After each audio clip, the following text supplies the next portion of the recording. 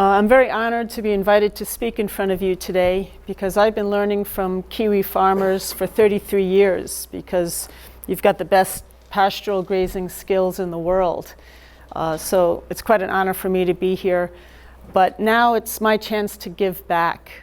For the second half of my life, I want to devote it to keeping pastoral farmers on the land because you are the people that are going to be able to return the biology to the world so that we can heal our climate. Very important to me. So I discovered on my on-farm trial in New York State with regenerative grazing principles over 10 years that the only way to grow food and sequester carbon in the soil long term is with livestock managed to mimic nature in a grassland setting. And the reason this is so important right now is because of the story. So whether you believe that climate change is caused by people or not, it doesn't matter. It only matters what the consumer thinks. Because right now the consumer thinks that eating meat and dairy products, even in the pastoral setting, from a natural setting, is bad for the climate. And I'm going to show you soon after, by the time we get to the end of these slides, you're going to see why in the past, every time humans removed herbivores from the landscape, it resulted in CO2 being released into the air from the carbon sponge and sea levels rising. So it's so important for us to change our story. And when I was selling products in New York City, trying to peddle my grass-fed meat and cheese, the consumers and the cheesemongers taught me two things. Number one, the only thing that matters is taste. And number two, the consumer is always right. And right now we have to understand how this story works so that we can share it with our consumers so they can make healthy choices for not only themselves but for the environment.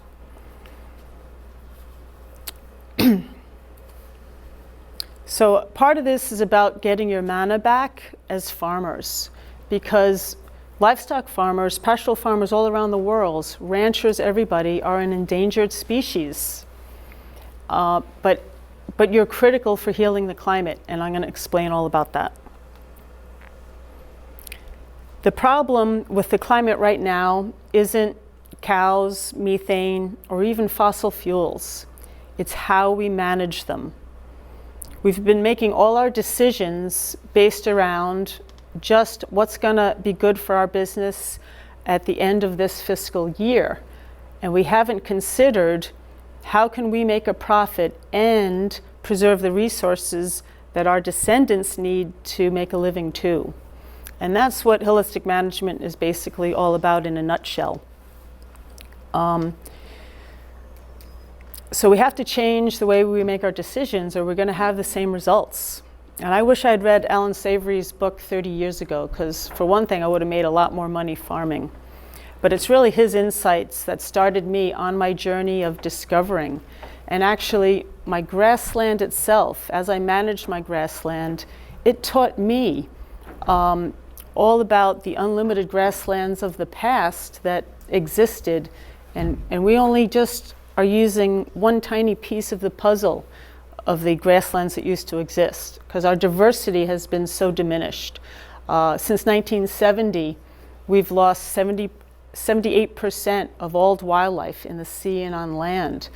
But 1970s levels were just a fragment of what there was. So John King is the trusted holistic management instructor in New Zealand. I don't work for Savory, and I'm not a holistic management educator. I'm just a farmer who read the book and used these principles on my farm. But the insights from Alan Savory are really quite brilliant. And that got me started on my holistic journey. So step one for our holistic journey was deciding what is the quality of life that we want. What are the values that are important to us on our farm? So we wanted to enjoy abundant clean water and abundant healthy food and have a healthy environment filled with wildlife.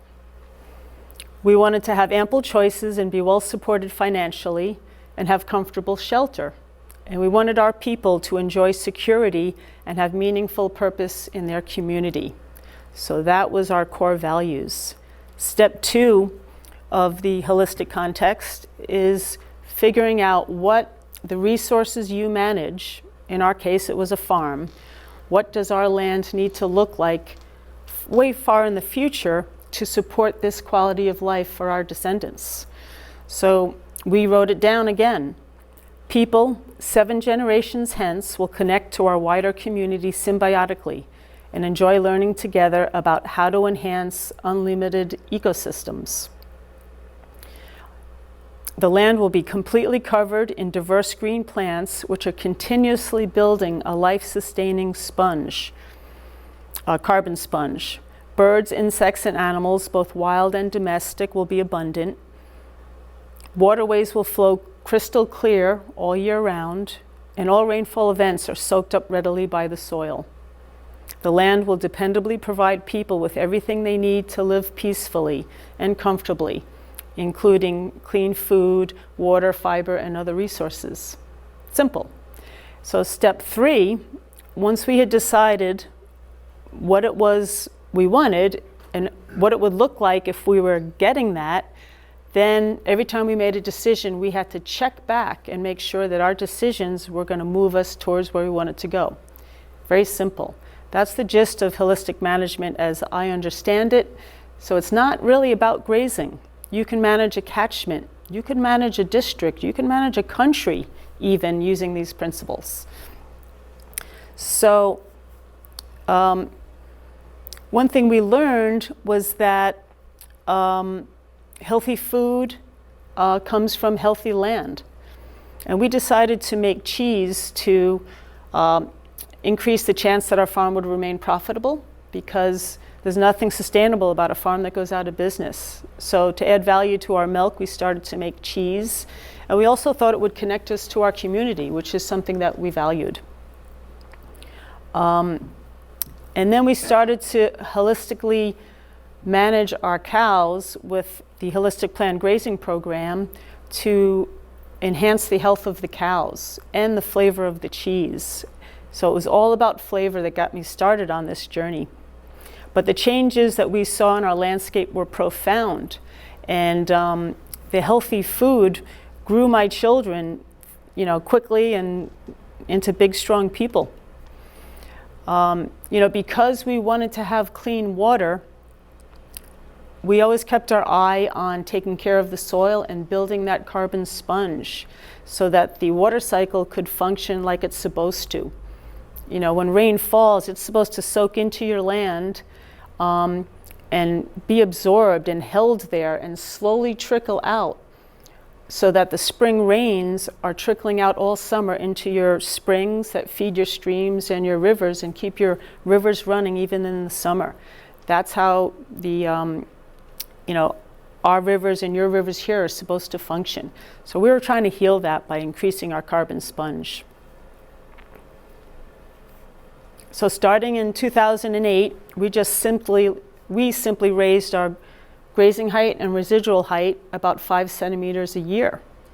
We went slowly because Mother Nature takes her time, but she gets it all done. And what this did is it allowed a much richer diversity of pasture plants to come into our pastures without even being seeded. You can go ahead and plant them and get there quicker, but probably most farmers can't afford to plant diverse pasture on their whole farm. So in the meantime, we use these holistic planned grazing principles to lift our covers on the rest of the farm and bring in the diversity. This is what that diversity looks like on Malcolm and Twix White's farm north of Napier. And it was similar on our farm. You can see we still had perennial ryegrass and white clover, which we started with down in the bottom. But then there was layers upon layers of other grasses and plants and herbs on top of that, which increases your primary production. And primary production is how efficient your farm can use photosynthesis and make carbohydrates. So on our farm, because we one of our goals was not more work, so we didn't want to increase our stocking rate, but we did save $80,000 on our feed costs by growing more pasture. And how we achieve that is learning how to grow pasture faster with the same resources. So over 8 years, we managed for more diversity, and we saw our livestock bloom with health because they were enjoying a more natural diet. And I learned firsthand that livestock managed to mimic nature in a grassland setting is the only way to create topsoil and to draw down carbon from the air into the soil and keep it there for a long time. This is incredibly relevant today because 75 billion tons of topsoil are being lost every year across the world. And that's 20 times more than the amount of food we need. It's madness. So getting back to what the consumer thinks and your story, it's so critical for you to maintain your markets. It's so critical that people know that this story is going to build topsoil instead of losing topsoil like a lot of the arable farming practices like are practiced in the US. Right now, soil organic matter in the states, especially on those states that are growing maize and soy for the fake food products, soil organic matter is only 2%, and it's going down every year. So in the past, wild herds of wild ruminants, like buffalo and antelope, they used the superpower of animal impact to affect the grasslands so that the grasslands could maximize their photosynthesis and pump liquid carbon down into the soil. So on the Great Plains of America, when the settlers came, some of the topsoil there was 6 meters deep. Can you imagine how much carbon was sequestered in there? That's all been plowed up and put up into the atmosphere with crop farming. So we learned to mimic that type of behavior on our farm. Ian Mitchell-Innes was very important in teaching us how to manage for quality with non-selective animal impact instead of with utilization. So when we managed for perennial ryegrass, we used to take it down nice and tidy so it would come up in green and fresh. And that works well for perennial ryegrass. But if you want other diverse plants to come in, well, you'll only get poor species if you manage that way. Species like brown top and dog's tail love that kind of perennial ryegrass management because when perennial ryegrass is at the 2-leaf stage and not fully recovered, brown top has 5 leaves. So over time, our pastures got worse managing for perennial ryegrass. But when we started to manage for a diverse, different types of species, we saw less of those weedy species and more high-quality species like Timothy. So this is an example in one of my pastures that I don't have access to with tractors. So we've only used animal impact here to produce this quality. Again, non-selective animal impact. So we learned to lift our primary production slowly year on year. But pasture quality was really important because we're dairy farmers and we're also finishing beef. So we had to maintain that quality. And we were pretty happy. We were making about 4,400 liters of milk per year. And we were able to maintain that production and maintain our quality. We had a no-bare soil policy and kept the grass green and growing as fast as possible to maximize our kgs per hectare per year. We try to avoid managing for brown. It's so important to have green because it's actually the green leaves that are pumping the liquid carbon down into the soil. Once plants senesce and start making a seed head, the plants quit pumping liquid carbon down into the soil and they want to put their energy into the seed. So we were always managing for green. And the more grazing events you get per year, the more profitable you can be. And farmers have to be profitable because if you don't stay on the land, you're not going to be able to heal the climate. So these are the actual money-saving outcomes we achieved on our farm after 8 years of the holistic plan grazing. And you can write your own regenerative story. And with the regenerative farming, as Jono knows, there's no recipe. Your story can be different. It's all about the outcomes. So we had better flavor, and what I say is better flavor might not be your idea of better flavor, but to give you an idea, we were able to get over $40 a kg for our cheese and for steak cuts like ribeye. So that kind of supports that theory. Our cows were so much healthier, and in our journey to make our cheese taste better, we had discovered that if cows are eating too much protein in their diet, like they were when I was managing for perennial ryegrass, it causes an off flavor in the meat and the milk. So by balancing that protein with higher energy grass and asking the cows to just harvest the tops of the pasture where there's a better balance of energy and protein, we got better flavor in our meat and our cheese. And also by having the diversity in there, it added complexity to the flavor, and our consumers loved it. But the other thing about that high protein is it can induce lameness. So we had much less lameness. We have 100 cows, and we had 1 case of mastitis the last year I farmed in 2016. And we were organic. We had been organic since 1997, so no dry treatment, no antibiotics. I think the secret to that was no bare soil. And we were connected to our community, because I would meet people in my town. They would stop me in the street and they would say, "Your Rain Dance Farm. My kids love your cheese. Thank you for making that." And that's so important for New Zealanders, because right now farmers here are being kicked to the curb. And all you've done is what society asked you to do. You produce cheap food. That's what everybody wanted, including me. You don't want to pay a lot of money for your food. Nobody does. You gave society what they wanted.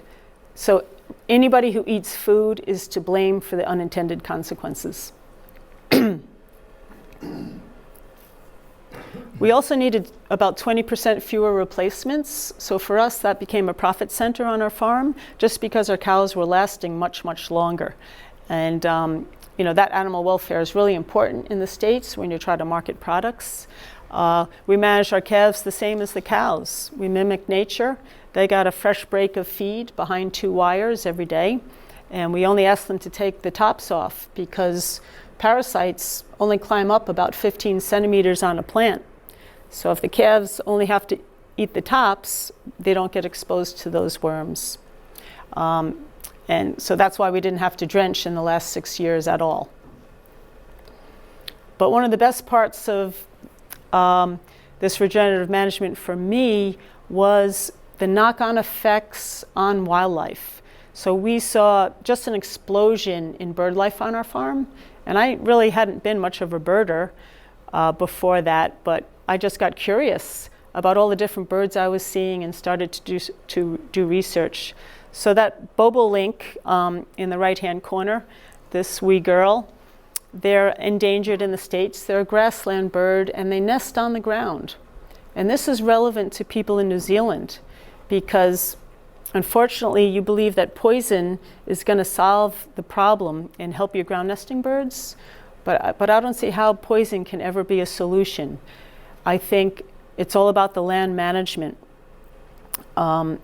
So our little ground nesting birds could hide their nests really well because we gave them more places to hide and we gave them more food to eat, and their population exploded. I had never even heard of a bobolink before I started this type of management, and then within about 5 years they were just everywhere on our farm singing their beautiful song, and it was truly amazing. And that was in the presence of everything you see highlighted in yellow. These are some of the mammals and reptiles that were on our farm.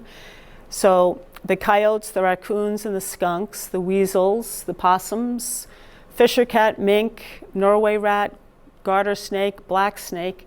These are all predators on my farm that love to eat a bird egg. So how did the ground nesting bird population explode? It's all about landscape management. So hopefully that can help you as you're trying to restore the wildlife in New Zealand. So, you know, we had more birds, but we also had more bugs. But we didn't worry about insects or birds being pests because we didn't have any pest problems in the garden because I think the birds ate the bugs and they had plenty of bugs to eat, so they didn't bother with my garden. So we didn't have to put netting on anything like I do here. And we had 40 apple trees on the farm, just kind of spread all around the farm. And we didn't find a single worm in any of the apples over years of harvesting them. And we had a pretty large walk-in cooler that we would fill with barrels of apples and make a lot of apple cider. Not a single worm in any of these apples. My neighbor, 5 miles up the road, had an orchard, and he sprayed the crap out of the orchard for pests. And in 2014, this beautiful butterfly, endangered butterfly, came to visit our farm. And I think our natural world is a heavenly gift, and it's to be treasured and taken care of. So building a carbon sponge also builds resilience. So the photo on the left was taken in Taupo, not last summer, the summer before, during their drought. And my pastures used to look the same in the summer because I was managing for perennial ryegrass and white clover. The roots are short, so we'll get often over 30 degrees our 2 summer months, and sometimes just 5 or 10 mils of rain per month. And our perennial grass would dry out and be brown. And once I encouraged the diversity and I had different plants, some with deeper roots, especially dandelion, my pasture looked like the one on the right in the summer. It didn't turn brown anymore. And we were always told that plants compete, like a dandelion will compete with your good grass. But in our case, the deep-rooted plants like dandelion and red clover brought up moisture and they shared it with the whole sward. So you can see there's white clover in the bottom on the right side, deep down in that sward, just like at Malcolm and Twix White's farm. White clover, perennial ryegrass. We ended up with about 20% perennial ryegrass in our sward, but lots of other plants over top giving them shade. And you can see we're managing for green throughout, green all the way down to the bottom. And this is really important. So my partner has a sheep farm in South Otago. We have 4,000 ewes that we winter. And he measured the 12-month rolling average rainfall over 8 years. And this is what it's done on the east coast of the South Island. So I'm going to be presenting science, and I'm not going to predict the future, but I'm just going to give you snapshots of the past, and then you can make your own decisions. So by the virtue of the superpower of animal impact, our cows helped us increase our soil organic matter at a steady rate of 0.5% per year over 10 years. And it doesn't sound like much, but if you multiply it, and assuming we went down, we only measured the top 20 centimeters, our roots went down 80 centimeters, so I'm sure the carbon sequestration was probably a lot more. But if you just measure the top 20 centimeters, that's like sequestering 27 tons of CO2 equivalent, which is huge. It's better than forestry. And forestry does not sequester any carbon long-term in the soil. None. In fact, soil organic matter goes down under forestry. So the biosphere is made up of all life. It includes plants and animals on land. It includes the fish and seaweed in the water, and also the biology in the soil carbon sponge. And carbon can cycle relatively quickly from the biosphere into the air. So we could go out and torch the paddock across the road, and carbon will go up into the air in 5 minutes. Or look at the forest fires in Canada right now. A lot of carbon going into the air readily. But it's pretty hard for carbon. It's a little slower for carbon to get from the air into the water. But carbon, once it's in the lithosphere, in the earth, It takes millions and millions and millions of years to get there, and normally it doesn't come out quickly. For instance, when dinosaurs were tripping around in the swamps and then that land went underwater, it became oil and gas and coal under land. That took millions of years. The problem right now is we have released massive amounts of carbon from the lithosphere, the Earth, into the air in just a blink of geological time.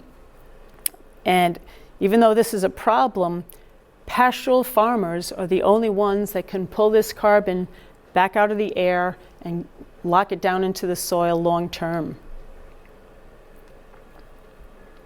So this photo shows why in the United States, arable farming has resulted in poor outcomes for soil organic matter. Remember I said that soil organic matter, the average on US farmland is less than 2%. And that's because the roots are shallow. And maybe some other reasons too. But the grassland to the left of that picture, that's native prairie grasses, their roots went down really deep. And that's how the topsoil on the prairies were so deep after many years.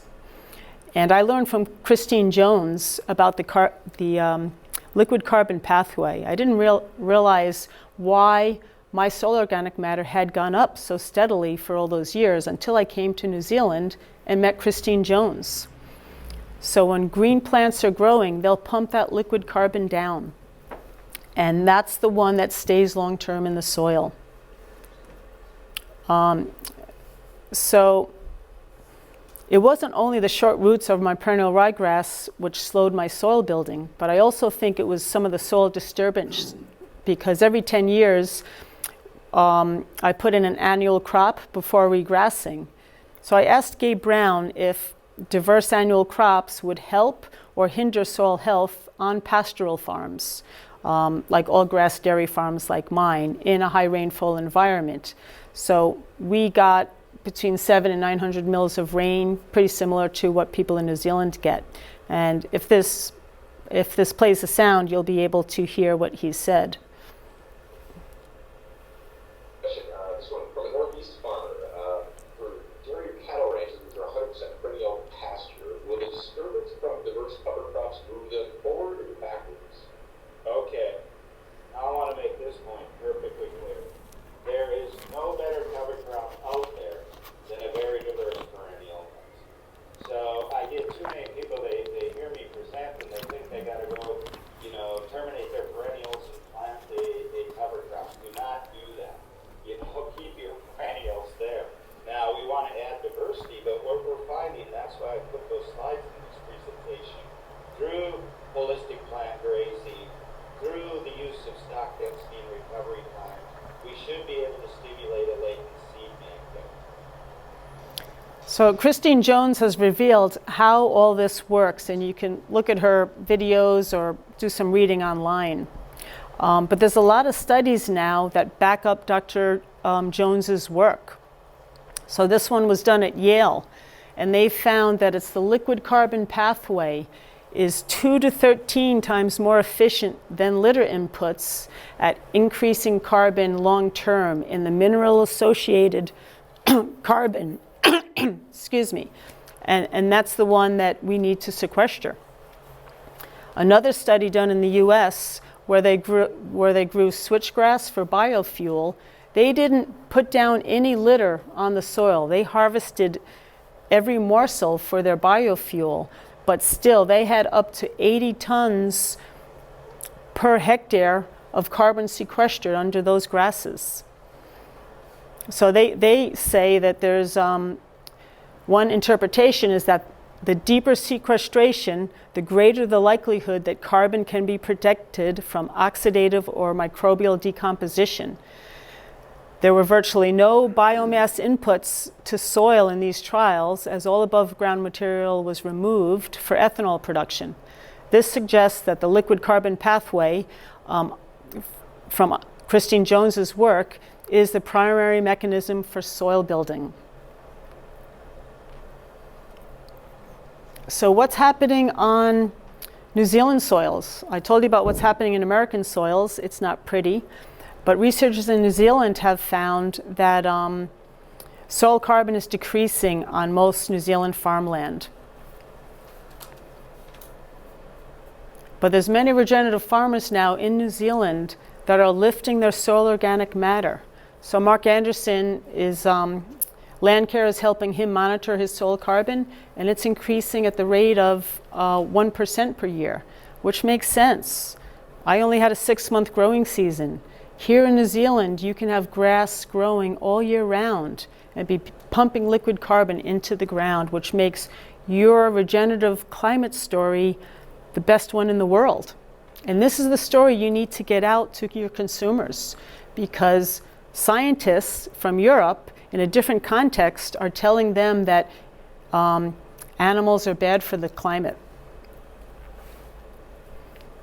So as my farm became richer in biology and increasing in primary production, I asked myself, how productive can our grasslands be? So if prairie topsoils had been 6 meters deep in black carbon sponge, how much more productive were the grasslands before humans degraded them?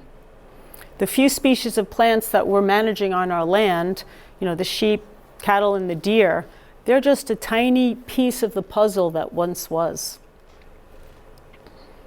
So the secret to growing more grass and achieving the highest primary production per unit of input is diversity.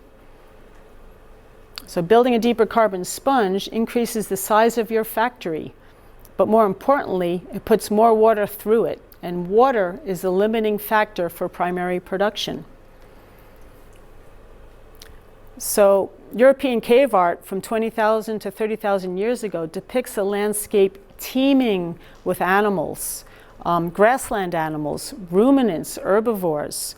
These vast herds kept grasslands healthy, constantly sequestering CO2 down underground. So during ice ages, we actually see CO2 levels drop during ice ages as animals on the grassland are building the carbon sponge. CO2 levels in the air drop because the biology is pulling carbon from the air and putting it into the soil.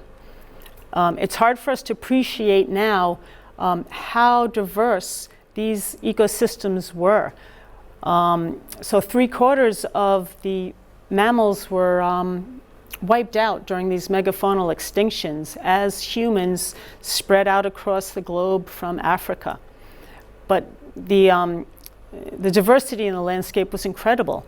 There were woolly mammoths and mastodons, tapirs, 14 species of antelope that are extinct, saber-toothed tigers. We had a lion in America, shrub ox, 2 species of bison in Europe. The Irish elk stood 2 meters at the withers. There was a woolly rhinoceros roaming in these temperate grasslands, a narrow-nosed rhino, straight tusked elephants, so many more really big herbivores. And of course, they're all burping this methane, but CO2 levels were 200 parts per billion. One of the animals here was the auroch, which is the ancestor to our cattle, and they weighed 1,500 kgs. Mother Nature wants to be productive, so these grasslands were so productive that they could support this huge weight of biology. And that biology itself is made of carbon. Thus, they had less carbon in the air. It was locked up in the biology, but more importantly, it was locked up in the carbon sponge. And that carbon sponge helped the hydrology to keep things raining and cooling the climate. So this study by Anderman and his colleagues found a high correlation with the arrival of Homo sapiens and extinction rates all around the globe. So the numbers on the left on this slide are the numbers of animals of each category of mammal that are left. So on the top right-hand corner, that's the megafauna. The worst hit areas, as you can see, are the Americas, where 100% of the megafauna were wiped out. There were 20 species of these giants in South America, and they're all gone. So Africa was one of the places where they survived best because these large animals evolved with humans. But when humans got to other continents where the animals had never evolved with humans, they were sitting ducks.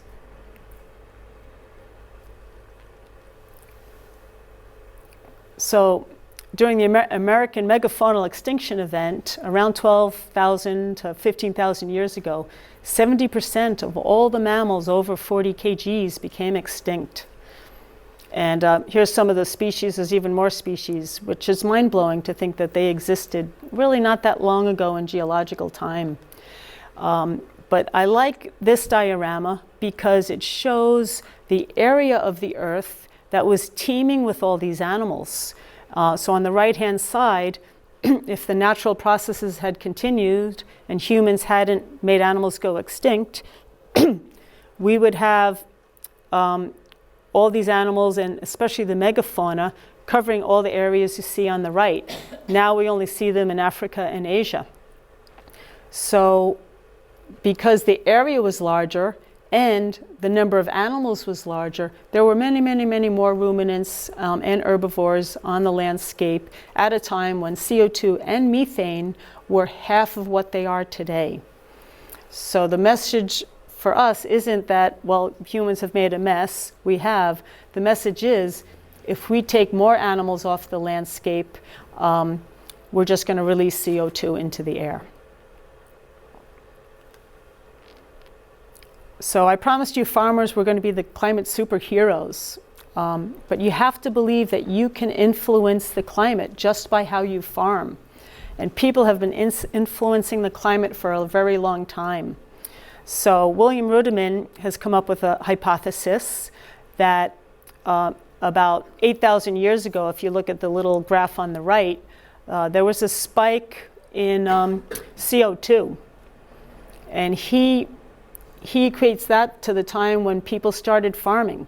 So people were burning forests and plowing up the land.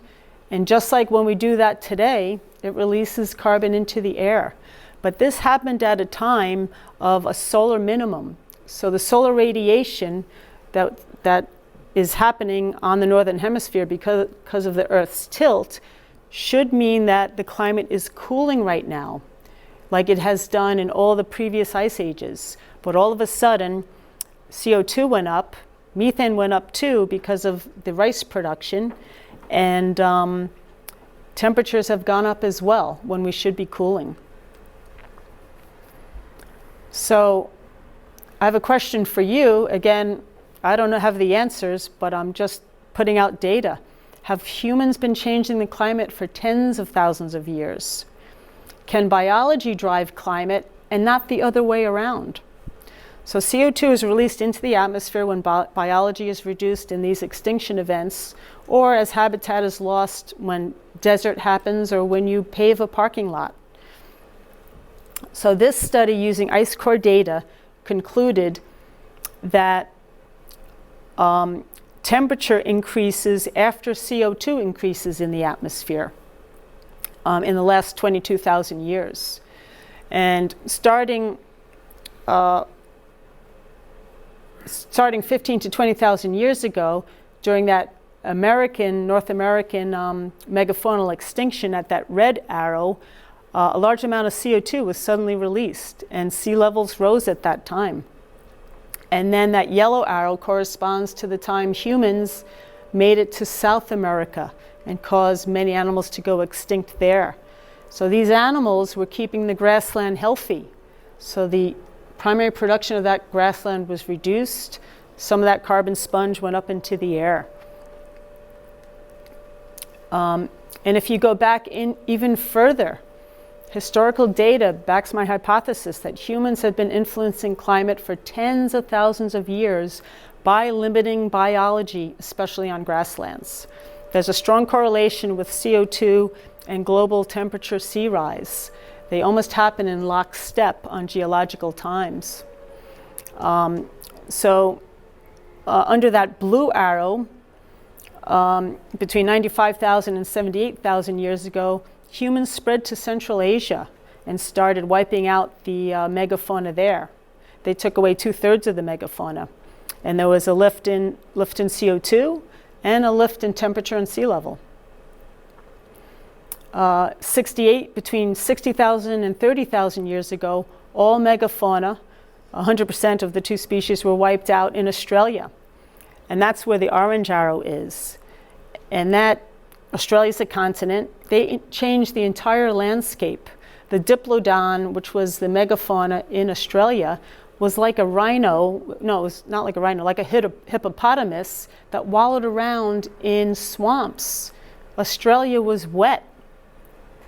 So they changed the climate, and as you can see from that orange arrow, there was a spike in global temperature and sea level rose significantly.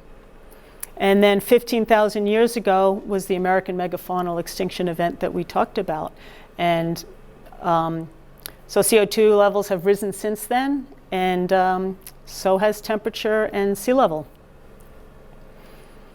So the fossil fuel industry has been aware of the correlation between CO2 in the atmosphere and sea level for a long time. So ExxonMobil actually did this research, and they found that sea level did rise rapidly at times in the Holocene. So they identified 3 meltwater pulses on this study, and meltwater pulse 1A caused the sea levels to rise 13.5 meters over just 300 years. And that happened 14,000 years ago, just as humans were going to North America and wiping out species there. Meltwater pulse 1B, if I can get this, is a little hard to see. It's here. So that occurred about 11,000 years ago as Homo sapiens got established in South America, and it resulted in 7.5 meters rise in sea level over 160 years. And then there was another one, meltwater C, which is hard to see, 8,000 years ago, again as agriculture took off.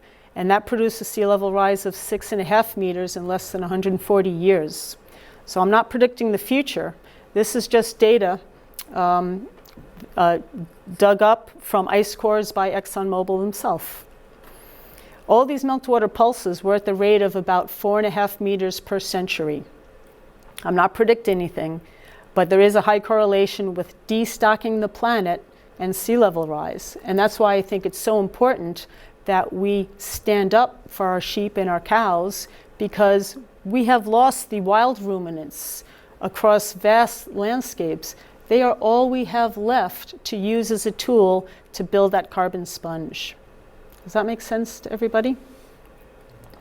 So as you saw in all the previous graphs, sea level historically tracked in lockstep with the CO2 levels in the atmosphere. So you don't need to have a PhD to see that, to extrapolate that the Earth is going to see sea levels higher than any time in human history. And this isn't a story of doom and gloom. The story I'm trying to get out there is that you have the agency, pastoral farmers have the agency to pull that carbon back from the air and put it in the soil, because a lot of it got there up there in the first place as we removed biology. And the important piece about this whole story is if all countries all of a sudden went cold turkey today, and we went down to 0 emissions, they said, you're not allowed to drive to work. You have to stay home and eat raw foods. That would do nothing to solve this problem. This is the problem. 0 emissions isn't going to take this out. That stays up there. So how can going to 0 emissions solve anything? Now, granted, it's going to be harder for us to remove carbon from the air if we keep putting it up there through fossil fuel use. But we have to draw down carbon. You know, for the sake of my grandchildren, my kids and my grandchildren, we have to draw down carbon.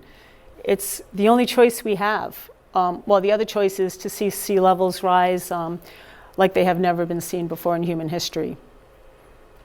And what about humanity's obsession with the cow burps? So methane levels were 700 parts per billion 15,000 years ago, less than half of what is today, even though there were many, many more ruminants on the grassland. But the grassland system itself actually buffers methane. There's methanotrophs in the soil that use methane as a food source. But that's only part of it.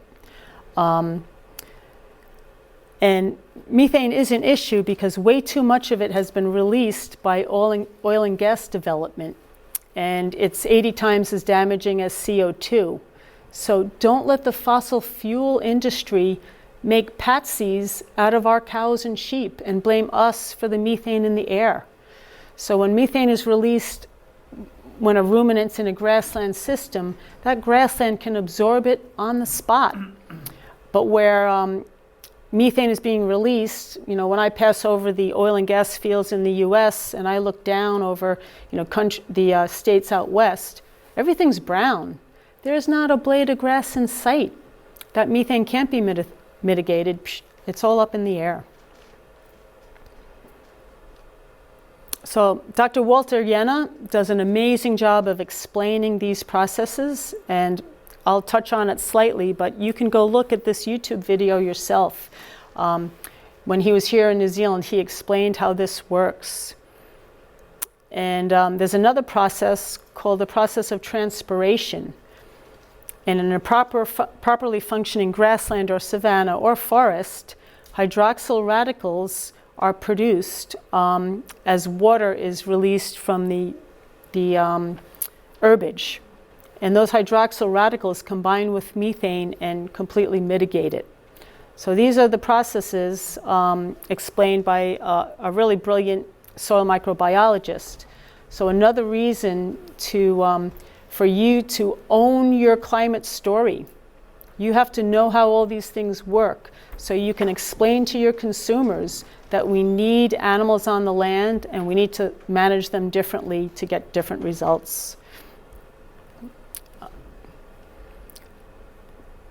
So this article points to the fact that they were able to tell which methane in the air came from fossil fuels and which was up there naturally, because some methane has a C14 molecule and some has a regular carbon molecule. And they found that the methane in the air from fossil fuels has been vastly underestimated. So Walter Jena taught us that water vapor from trees start this hydrological process that enhances the hydrology of the planet. And this becomes a bigger planet cooling system than any CO2 or methane system, because the hydrology is huge. Scientists don't look at it because it's so massive. So they've gone to the next biggest thing, which is CO2. And they've put the blinkers on, only looking at CO2, and forgot about the hydrology. So don't cut down trees in the rainforest. But also our grasslands can enhance the hydrology as we build a carbon sponge. And the hydrology itself can heal the planet. And trees create rain. And then on our farm in Milton, one day I noticed this lovely cloud of vapor over our mob of 4,000 sheep. And it looks to me like all biology creates rain. And we have to show that to Walter Jena, see what he thinks about that one. And what about fertilizer? So mimic nature. Mother Nature applies fertilizer by air. And the source in New Zealand was the sea. Birds would go out and fish in the sea during the day, and they'd come and roost on land at night and drop all that nitrogen onto New Zealand, and that's how you were fertilized. But right now, nitrogen fertilizer is the biggest source of nitrous oxide in the atmosphere. And this is why that's a concern. So carbon dioxide, for each carbon dioxide molecule, nitrous oxide is 300 times more powerful a greenhouse gas than carbon dioxide. Methane, we talked about earlier, is 23 times worse. But nitrous oxide is orders of magnitude worse, and it lasts in the atmosphere for 114 years, whereas methane is only in there for 12 years. So again, the biggest source of nitrous oxide in the atmosphere, nitrogen fertilizers.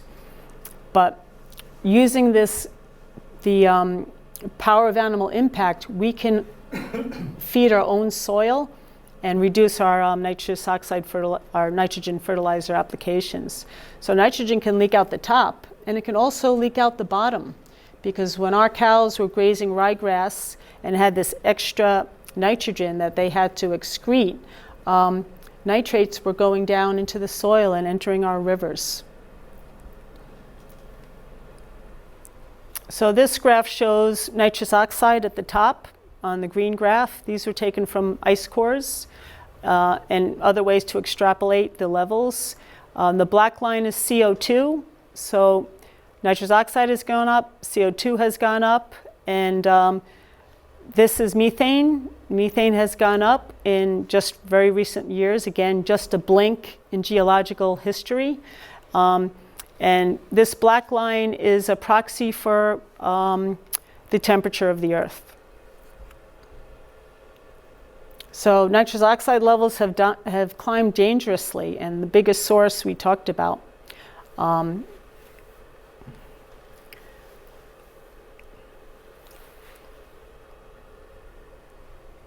So I think with the type of farming we were doing, we reduced our fertilizer costs and fertilizer applications, and we were able to maintain our primary production just by how we timed our grazing to get the grass to grow as fast as possible. This presentation isn't a how-to, this is a why-to, but in my other presentations I explain how to get your grass growing as fast as possible just by mimicking nature. So hopefully now you can understand that ruminants are not to blame for the problem with our climate. It's how we manage them. So it's important to manage them differently now, because they're the only tool we have at our fingertips to heal the climate. Technology will never solve the climate crisis. It's going to be solved out in the paddock on a landscape scale across the whole world. So we need more animals on the landscape, not fewer. And more animals are going to build the carbon sponge that's going to heal the hydrology, that's going to help heal the climate with much more agency than any other way.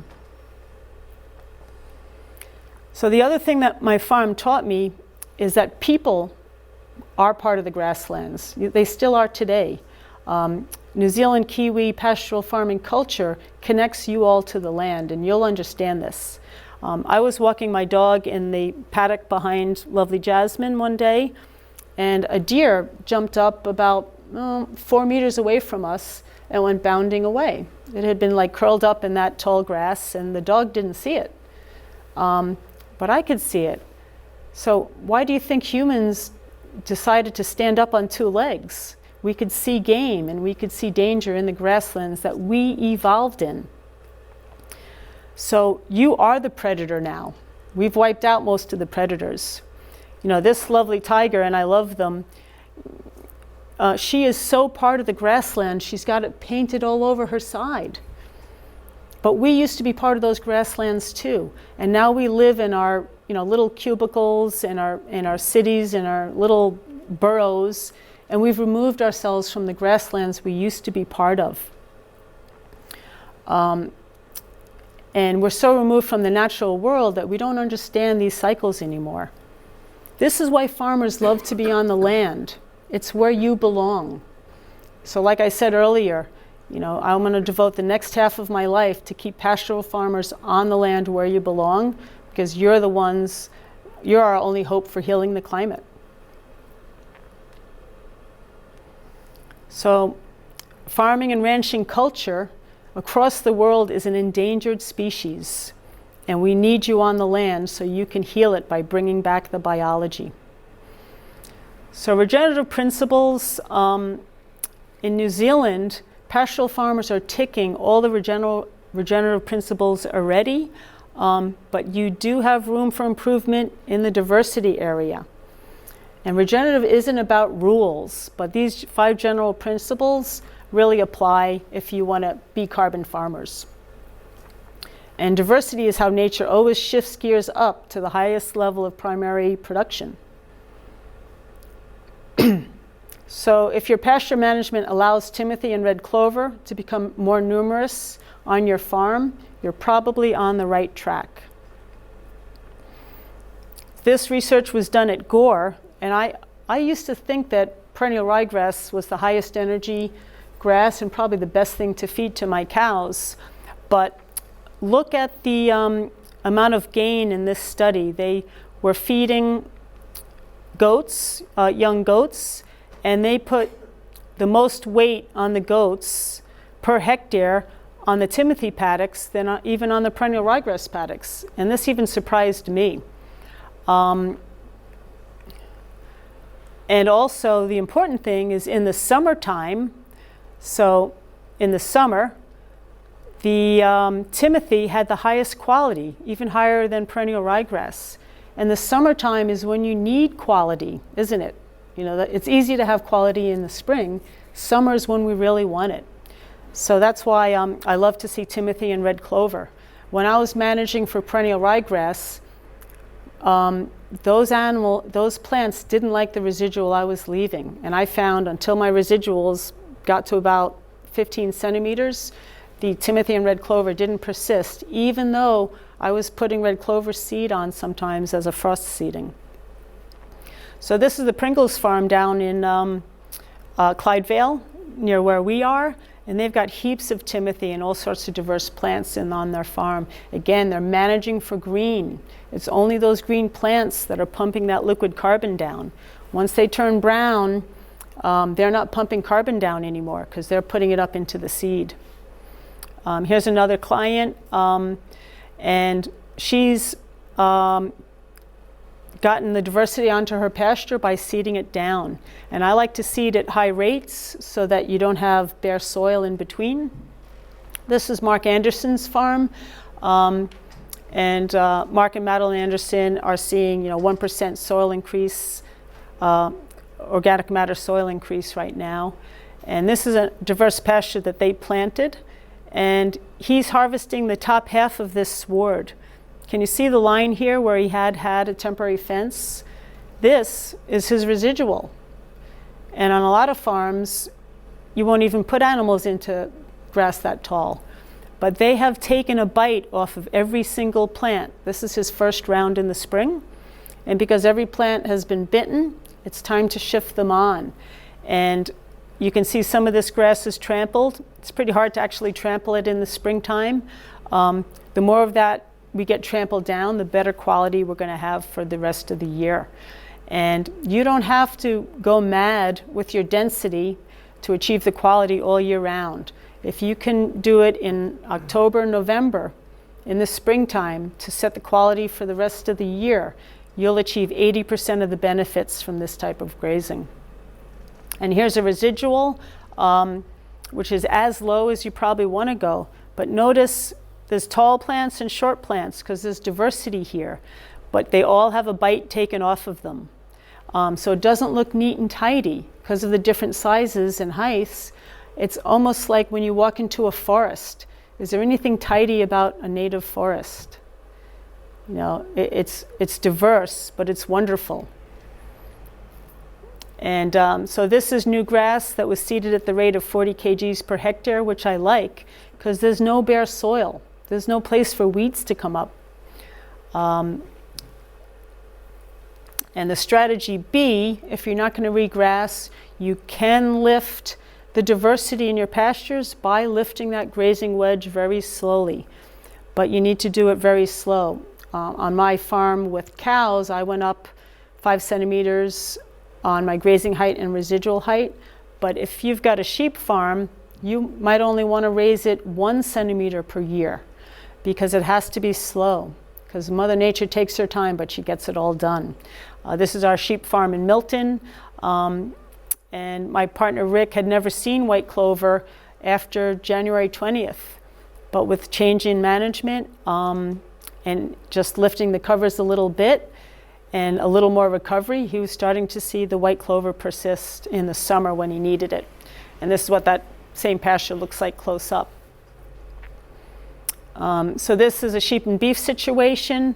This is just pasture that has regenerated naturally by allowing longer recoveries. And again, the recoveries aren't too long that it turns brown. This is the Pringles farm again. These pastures contain timothy and red clover, and those show up in the late spring. So we're not trying to achieve the maximum recovery, we're trying to achieve the optimal recovery, and that's going to be different for your class of stock, the time of year, and your moisture and what's happening, the weather. So everything has to change. Some of my clients are shooting for the 4-leaf stage of cocksfoot, and that's the same as the 3-leaf stage of perennial ryegrass. The nice thing about that is those plants have recovered to where they're growing the fastest that they will in their whole recovery period. So the more of your paddocks that are at this stage, the fast growing stage, the more grass you're going to grow on your whole farm for the whole year. This is that same farmer, and she was putting 2 kgs a day at one point onto her Wagyu cattle. But on that same farm, this is her sheep block. She's lifting slowly. So this is her grass compared to the neighbors. You know, nothing crazy. You want to take your time. And one of the most important aspects of all this is mobbing animals together.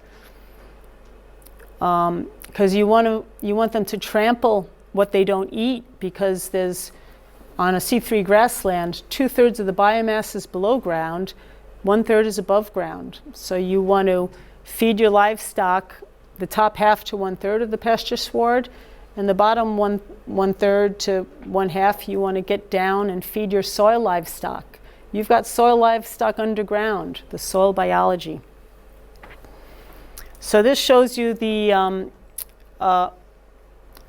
primary production. So there's above ground primary production, below ground primary production in total. So on this line here, notice the below ground primary production for C3 grassland. There's 3 times as much below ground as above ground. But look at the yellow boxes. This compares the total primary production of C3 grasslands and boreal forest. When the mammoth were made extinct on these mammoth savannas, they're called, which covered large portions of the northern hemisphere, a lot of biology was released from those grasslands into the air. We lost the grasslands, and right now they've grown back into boreal forest, which only has half as much total primary production in it. So the other half, where did that go? Into the atmosphere. So this is why some researchers from Japan and Russia are trying to recreate this mammoth steppe. In fact, I think they're using CRISPR to try to put mammoth genes into elephants to recreate that, because it's much better for the climate. And then look at this green box. Tropical forests have the greatest total primary production. We don't want to cut them down. We need those because they're locking carbon in the biosphere. So there's no place for lax grazing in this next level type of grazing. It is management intensive. But you can increase carbon and nitrogen and mineral cycling on your farm if you mimic nature. And there's a new generation of livestock farmers that are doing just that, because they want a better landscape for their children to be able to farm on and to have all the resources that they need. New Zealand right now is losing 90 million tons of topsoil annually, and the UN claims we may have only 60 harvests left. So we have to make a change. So this is an example of what this same farmer is feeding to his soil. It's homegrown fertilizer made with solar dollars. So humanity must partner up with the ruminants that we have left, like sheep and cattle, and manage them to behave like the wild herds to replenish this carbon sponge. And some of you Kiwi farmers are already looking at silvopasture, where you're including trees on the landscape. And I think in New Zealand, you're going to excel at this as well as the regenerative farming, because you can grow almost any tree in the world here. You have an amazing climate, and you've got a lot of power to heal the planet. And I think I'll end there. Oh wait, maybe I'll go a little further. Oh yeah, let me go a little further. So this supports the idea that soil carbon is decreasing in New Zealand. And I do think there's a big opportunity to heal the climate and the landscape with this deeper carbon sponge. So this is Central Otago. Places like that, the seasonally dry areas, have the most to gain, because we can coat those hills with a healing grassland with a built-in carbon sponge that's not going to wash away when it rains. When I go through Central Otago, I always wondered, well, is it because of the rabbits that the landscape is so barren? And this answered my question. This is the side of the fence that's managed by people with livestock, and this is the side of the fence on the roadside. This is the verge. So clearly rabbits aren't the ones that are removing all the vegetation from most of Central Otago. And I'm not saying we want brown, but we want it to look like this. So this is the Dingleburn Station, and they've been using holistic management for about a decade, I think, to grow green grass and cover those hills with something that's going to heal. This is near Lake Hawea. So this is what we want to see instead of that other picture. I found on my farm that rabbits don't like these diverse grasses because they can't run away from the hawks fast enough. The only place we had rabbits was around the sheds where we mowed the lawn short. So just, we need to change how we think and look at these systems. So which would you rather see? Do you want to see, a solid soil armor, or do you want to see this, eroding land? And which would a tourist want to see? And someday New Zealanders maybe will bring back some of your native species like New Zealand bluegrass, which I've heard of but never seen. And the settlers said it was very highly palatable for livestock. So I think Central Otago and Hawke's Bay can look like this in the summer if you can build that carbon sponge. So I'll end it there.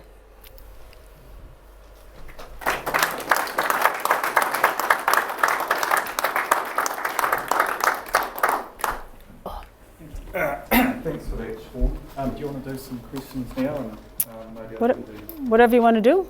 Yeah, unless, we'll have a cup of tea, but there must be some burning questions here. Or something. Well, maybe people can ask questions while they're drinking their tea.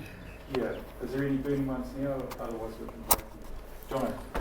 I'd love to ask Siobhan, what do you think is missing in the recognition of this process of drawing down in our policies? Like, it's all about emissions and there's nothing being said about the possibility of sequestration or drawdown.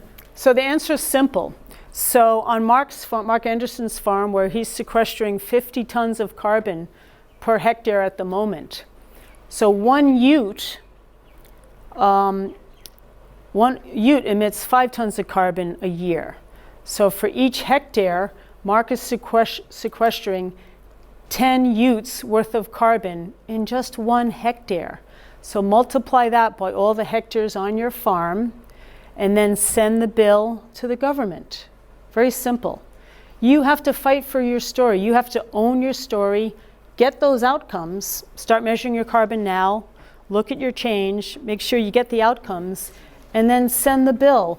But the government's not going to pay it, but there's companies in the States. There's a huge market developing as people smell money in the carbon market, and you'll be able to, groups like you can consolidate up all your carbon credits and sell them to these private companies. So don't wait for the government. That'll never happen. I asked the Climate Change Commissioner personally, why isn't this in the report? And his answer was, it's just too complicated, it's too complex.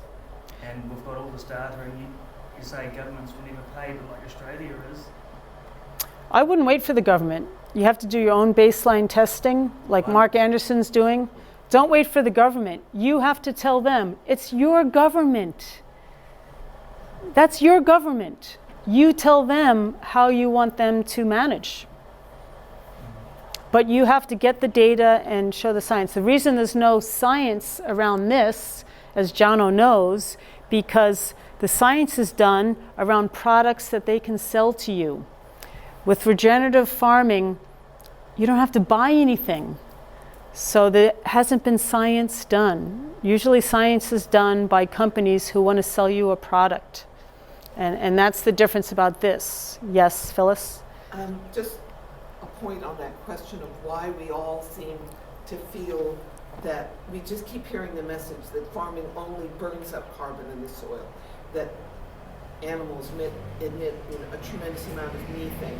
Part of the problem here in New Zealand is the soil scientists have been telling us, like the study from the University of Waikato, with saying we're burning up carbon, we're burning up our soil carbon sponge. That's not natural. We should be sequestering it and enhancing it. And the major reason it's been burning up so rapidly in the last 30 years is our ever-increasing use of urea.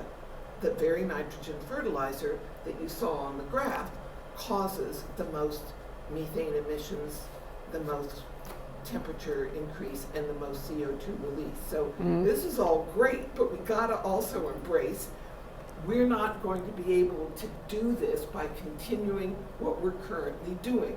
That only exhausts our soil carbon sponge. I agree completely, and that's why I alluded to how Mother Nature applied fertilizer by air in a natural form that didn't harm soil biology. Very good point. Just following up on that, so in New Zealand we've got a number of areas of past soils, and I think you take the taupo around the plateau there with cobalt deficiencies, and the reason they planted pine trees because of cobalt. If we go down to regenerative farming and say up on the plateau, do you not have to put some cobalt back into the soil to try and for the stock? Are you saying that regenerative farming will actually give all the minerals we need, like copper and sulfate, not sulfate, but copper, molybdenum? Oh, I don't think I ever said that. I don't think I ever said that, but it will make all of those things more available. On my farm, I applied lime, chicken litter, guano, rock phosphate, copper, boron, and some trace minerals. But my fertilizer budget was $5,000 a year. And the only reason I bought that stuff at the end was to keep my fertilizer salesman coming, because he was a good guy. So once you get your soil biology humming, it's going to make all the stuff in the soil that wasn't available before available, and that's the amazing thing about it. So if it's not, but you can still bring it in. So there's some regenerative people who are going cold turkey with fertilizer. You can't do that until you're 8-10 years down the track and your soil biology is humming. So don't give up your fertilizer program, but I do recommend not using fertilizers that will harm the soil biology.